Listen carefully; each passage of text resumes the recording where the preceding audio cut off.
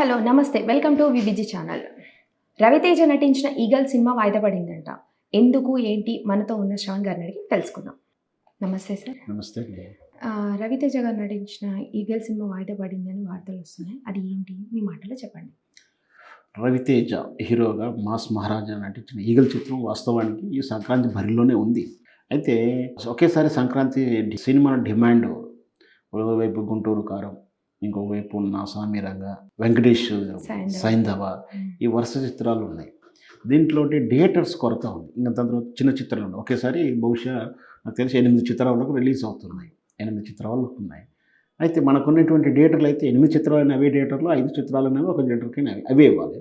పెద్ద చిత్రాలు, పెద్ద హీరోలు ఆల్రెడీ బుకింగ్ అయిపోయి ఈగల్ చిత్రానికి అనుకున్నటువంటి ఆక్యుపెన్సీ, సాటిస్ఫాక్షన్ థియేటర్ల కొరత ఉన్నట్టుగా అర్థమవుతుంది. సో ఇంత కాంపిటీషన్లో రిలీజ్ చేస్తూ తక్కువ థియేటర్లో, అది సెకండ్ ప్రయారిటీ, మామూలు ప్రయారిటీ ఉన్నటువంటి థియేటర్లో రిలీజ్ చేసుకోవాల్సిన పరిస్థితి ఏర్పడుతుంది. హ్యాపీగా మనం వస్తే ఆ తర్వాత రిలీజ్ చేసుకుంటే ఇటు మన సినిమాకు రక్షణ ఉంటుంది.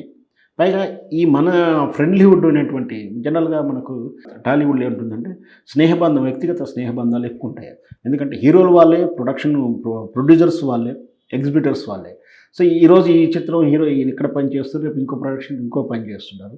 ఈ ప్రొడక్షన్ కంపెనీ ఈ హీరోతో చేస్తుంది, రేపు ఇంకో హీరోతో చేస్తుంది. ఆ హీరో ఇప్పుడు ఈరోజు ఈ ప్రొడక్షన్ కంపెనీతో చేసినప్పుడు ఇంకో ప్రొడక్షన్ కంపెనీ మళ్ళీ సెర్చ్ చేస్తాం. అంటే అందరూ మిక్స్డ్గా పనిచేస్తున్నారు. అంటే అందరూ శ్రేష్ఠ, అందరూ బాగుండాలి, వాళ్ళు బాగుండాలి, వాళ్ళ చిత్రం నడవాలి. కాబట్టి ఇంత రిస్క్ తీసుకుని ఎందుకు రావాలి? ఈగలు వాయిదా వేసుకుంటే బాగుంటుంది కదా.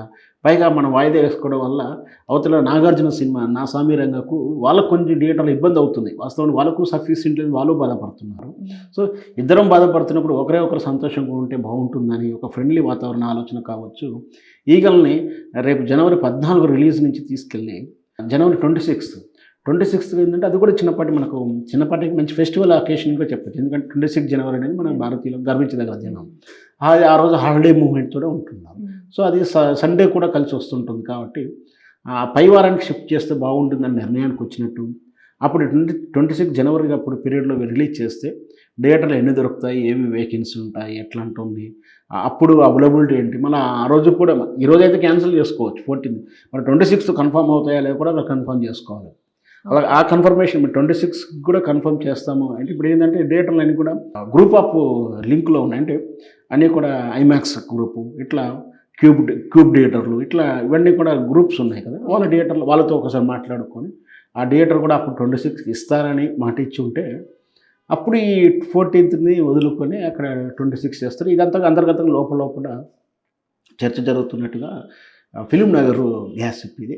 సో ఏదైతే అంతర్గతంలో తెలిసిన సమాచారం అయితే ఎక్కువ శాతం ఈగల్ చిత్రం వాయిదా పడే అవకాశాలు ఎక్కువ ఉన్నాయి.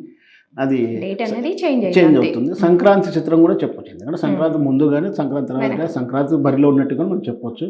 మొత్తం మీద ప్రతి సంవత్సరం జనవరిలో ఏ విధంగా అయితే మనకు సినిమా పండుగ, సంక్రాంతి పండుగ, సినిమా పండుగ అలాగే ఉంటుంది. మరి ఈ సంక్రాంతికి విజేతలు ఎవరు ఉంటారు ఏంటి అనేది మనం రేపు రిజల్ట్స్ తర్వాత చూడాలి. Thank you.